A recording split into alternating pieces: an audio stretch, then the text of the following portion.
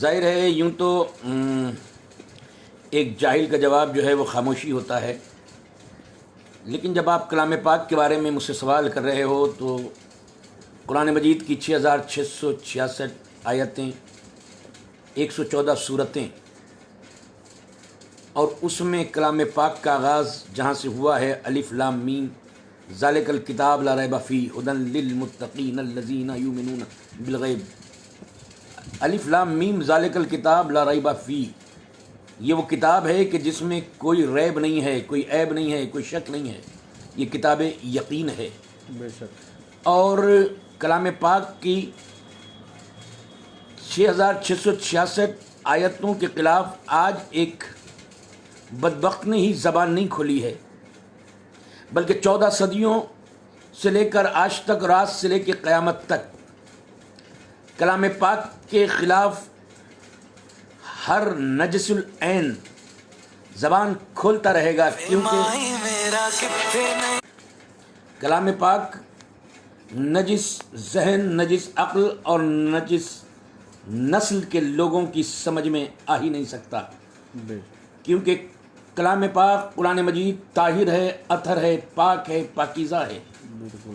اس لیے یہ پاک ذہن اور پاک قلب میں ہی سما سکتا ہے۔ قرآن مجید نے 14 صدیوں پہلے یہ دعویٰ کیا تھا کہ انا نحن نزلنا الذکر وانا لہ لحافظون، ہم ہی نے اس کلام پاک کو نازل کیا اور ہم ہی اس کی حفاظت کرنے والے ہیں۔ تو کلام پاک کی حفاظت نہ میں کر سکتا ہوں، نہ کوئی اور کر سکتا ہے، ہم ذریعہ الہی بن سکتے ہیں، لیکن کلام پاک کی حفاظت کی ذمہ داری اس خالق نے اپنے کلام کی حفاظت کی ذمہ داری خود اپنے ذمے لی ہے۔ تو اس لیے بندہ زبان کھول سکتا ہے، اور ہم تو یوں بھی جواب نہیں دینا چاہتے زیادہ کہ کہیں کسی بونے آدمی کا زیادہ قد نہ بڑھ جائے، بالکل بالکل، اور ہر بھونکتے ہوئے کتے کے اگر آپ پتھر مارتے ہوئے چلو گے تو تمہیں منزل پہ پہنچنا میں بہت دیر ہو جائے گی، بہت تاخیر ہو جائے گی۔ لیکن اتنی بات ضرور کہنا چاہوں گا کہ کلام پاک وہ ہے کہ امام حسین علیہ السلام نے 61 ہجری میں کربلا کے بن میں اپنے تپتے ہوئے صحرا میں اپنے بہتے ہوئے لہو سے لا الہ الا اللہ لکھ کر توحید کا تحفظ کیا، اور پھر سر تن سے جدا ہو گیا تو بازار کوفہ میں آج بھی تاریخ کی کتابیں بھری پڑی ہیں کہ بازار کوفہ میں سورۃ کہف نیزے پر چڑھ کر، نو کے گردن کٹنے کے بعد نو کے نیزہ پہ چڑھ کر سورہ کہف کی تلاوت کی،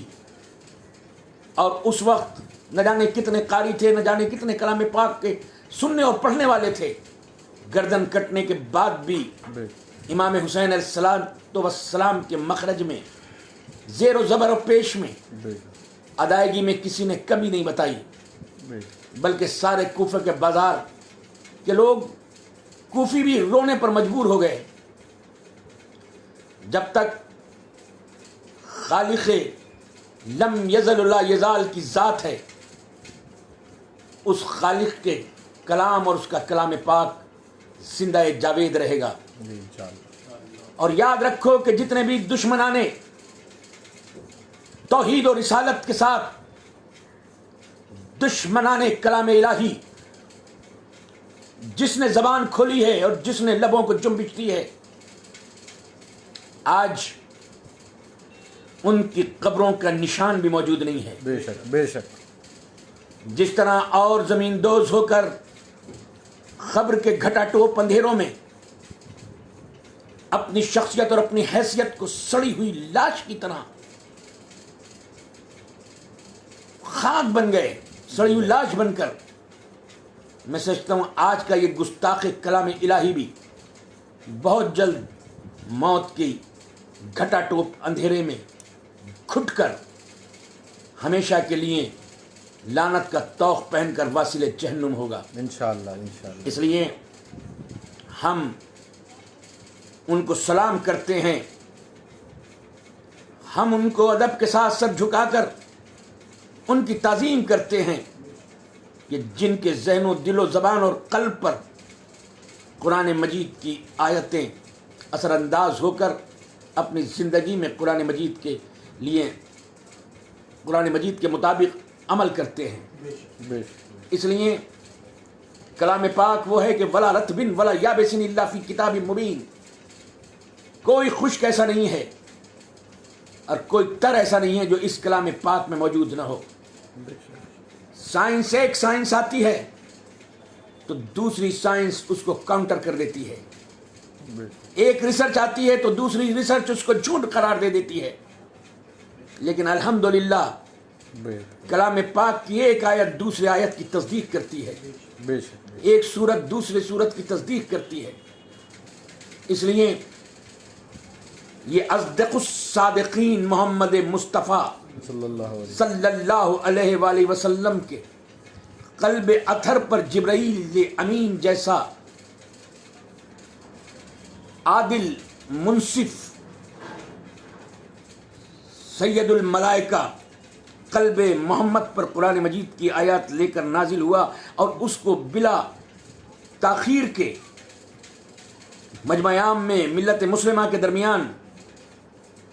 آپ نے اس کو تلاوت کیا. جس کو قلب محمد پر جبرائیل امین لے کر آئے لوح محفوظ سے اور جس کو پاک و اطہر و طاہر و مقدس زبان مصطفیٰ نے تلاوت کی وہ شے کلام الہی کہلائی. میرا کہنے کا مقصد یہ ہے کہ جو تحت الثری سے فوق السما تک اور جو لوح محفوظ سے لے کر جبرائیل امین تک اور جبرائیل امین سے لے کر قلب محمد مصطفیٰ صلی اللہ علیہ وآلہ وسلم تک اور قلب رسول سے لے کر زبان رسول تک جہاں پر سلسلہ مسلسل طاہر پاکیزگی کا ہو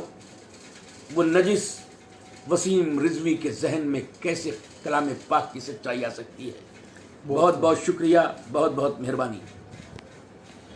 ٹھیک ہے, بہت بہت شکریہ جاوید بھائی, بہت بہت شکریہ. یہ ہمارے آصف بھائی بیٹھے ہیں مولانا کے ساتھ. ٹھیک ہے, السلام علیکم. وعلیکم السلام.